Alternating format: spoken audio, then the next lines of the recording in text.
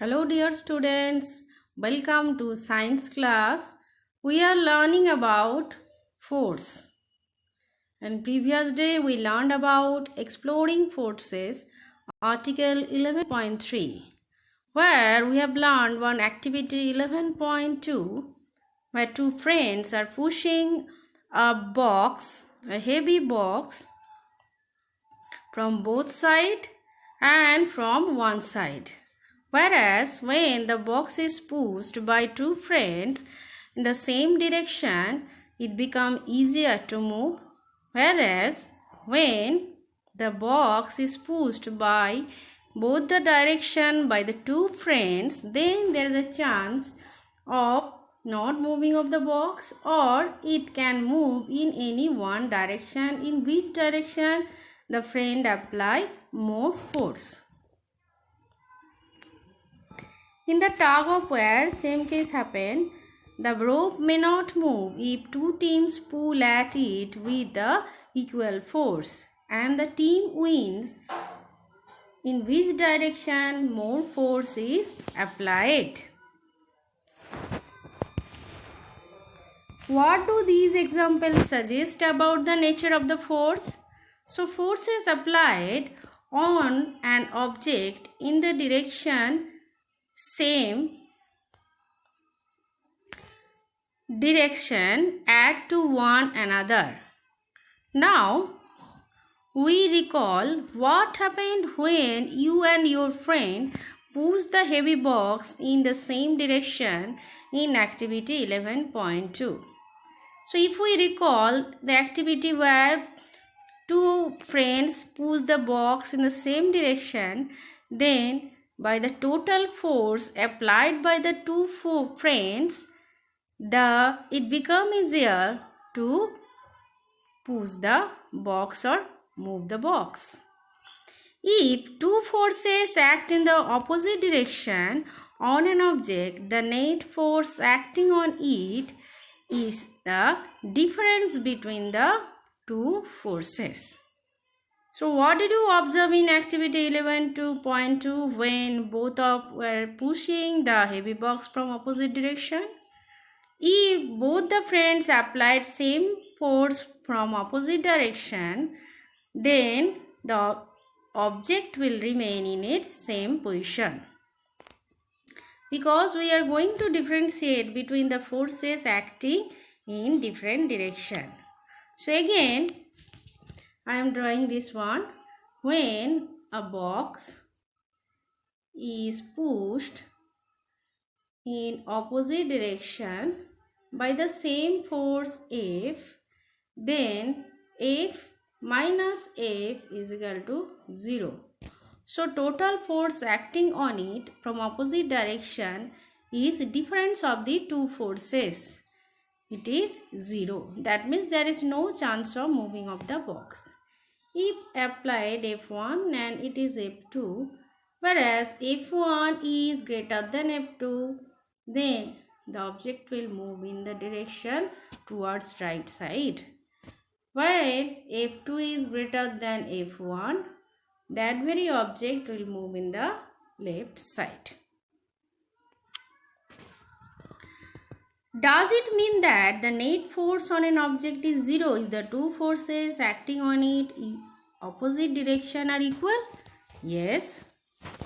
So what is net force? Net force means the total force acting on an object.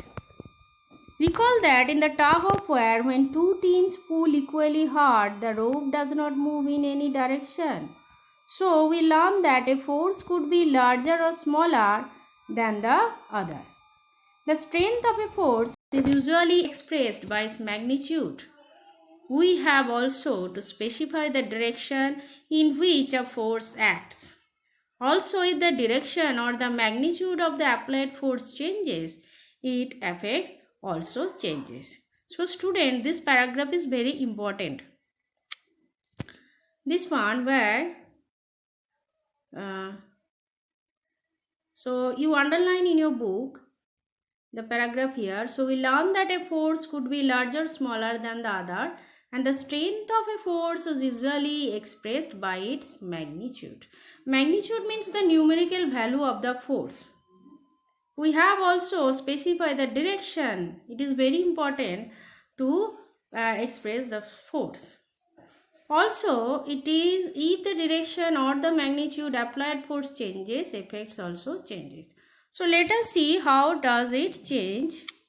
For example, see in an object, suppose there is an object, a force is applied, suppose 1 Newton. So Newton is the unit of force, 1 is the magnitude. So 1 Newton force is applied towards the right direction. So the object, there is a possibility to move in the right direction. If you change the magnitude of force, that is in place of 1 Newton, if you apply 2 Newton force, then the object will move with a greater speed towards the right direction.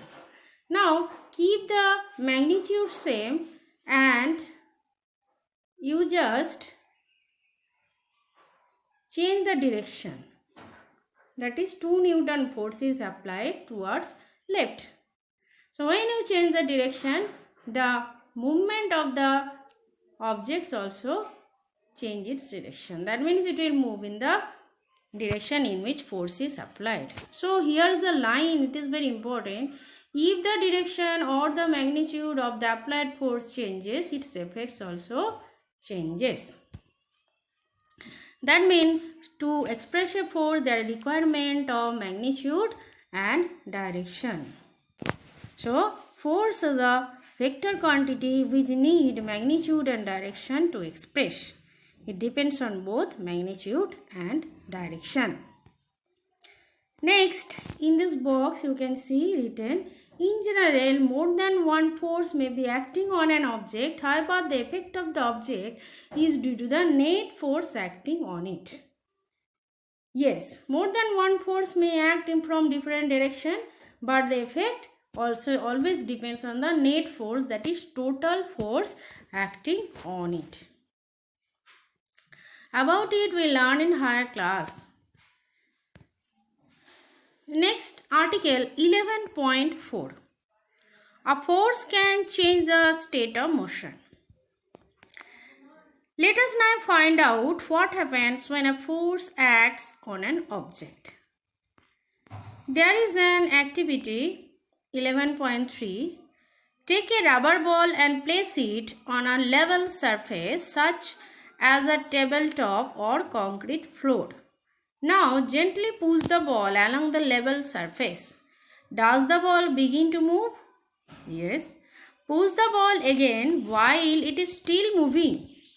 Is there any change in its speed? Yes. Does it increase or decrease? We will see that if we push the ball again, which is moving already, the speed will increase.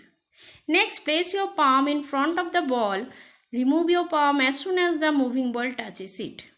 Does your palm apply force on the ball? Or what happens to the speed of the ball now? Whenever the ball touches the palm, the speed becomes 0 for that very instant. Does it increase or decrease? Of course, decrease. What would happen if you let your palm hold the moving ball? Then it will stop. And after touching the hand or palm, the ball changes its direction. That means your hand giving a force in different direction. A ball at rest begins to move when a force is applied on it. That means a force can change a stationary object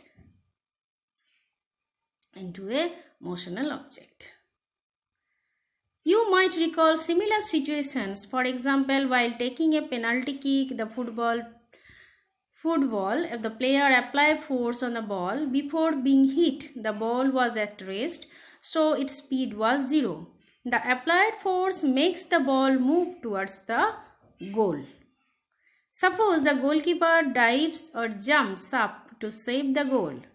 By this action, the goalkeeper tries to apply force on the moving ball. The force applied by him can stop or deflect the ball, saving a goal being scored. So, the force applied by the goalkeeper can stop or deflect the ball. Deflect the ball means it can change the direction of the ball. That means when a ball is moving in this direction and it get opposed by any objects, then there is a chance of deflection, means moving in the different direction. Friends, this observation that we have seen, a ball thrown by a footballer, saved by goalkeeper, suggests that the force applied on an object may change its speed. If the force applied on the object in the direction of its motion, the speed of the object increases, and if the force is applied in the direction opposite to the motion, it decrease in the speed of the object. So there is also important line you point out here.